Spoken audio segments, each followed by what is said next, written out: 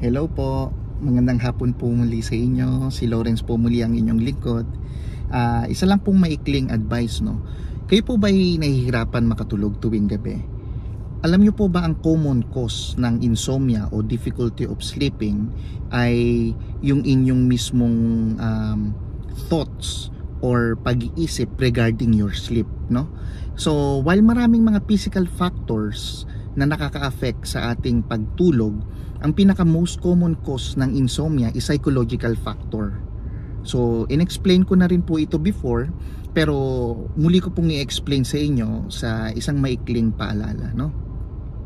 Kapag iniisip nyo sa sarili nyo na hindi kayo makakatulog, at pagka iniisip nyo sa sarili nyo na kapag hindi kayo nakatulog, hindi kayo makakapagtrabaho ng maayos, hindi magkakasakit kayo ng malala, or hindi kayo makakapag function ng maayos sa inyong daily lives, no?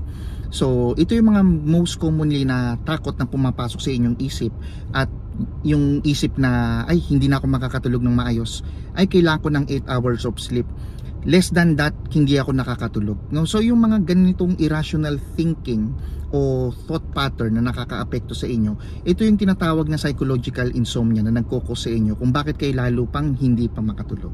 So isang technique lang po ang i-advise ko sa inyo, yung tinatawag na acceptance commitment approach. Instead na mag-dwell kayo sa mga thoughts na hindi kayo makakatulog, i-accept nyo siya. So kapag nahiga kayo sa gabi, no, at pumasok sa isip nyo, kinakabahan kayo, tapos hindi na naman kayo makatulog, edi i-accept nyo lang na hindi kayo makatulog. Humiga lang kayo, ang mahalaga napapahinga yung katawan nyo, no? Pag napahinga yung katawan nyo, mapapahinga rin yung isip nyo. Huwag nyo isipin sa sarili nyo na ay kailangan ko makatulog, ay pag nagpahinga ako pag pinahinga ko yung katawan ko, makakatulog ako. Baliktarin nyo, isipin nyo hindi kayo makakatulog pero okay lang sa inyo, no?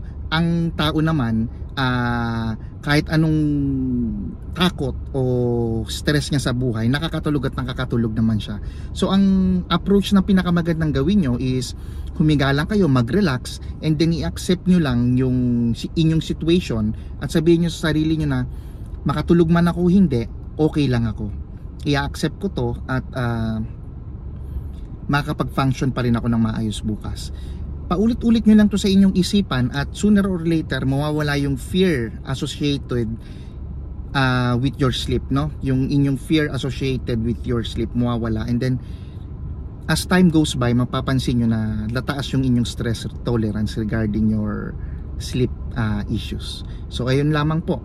Magandang hapon po muli sa inyo, at madidiscuss din po natin to in details, no, sa mga susunod na araw.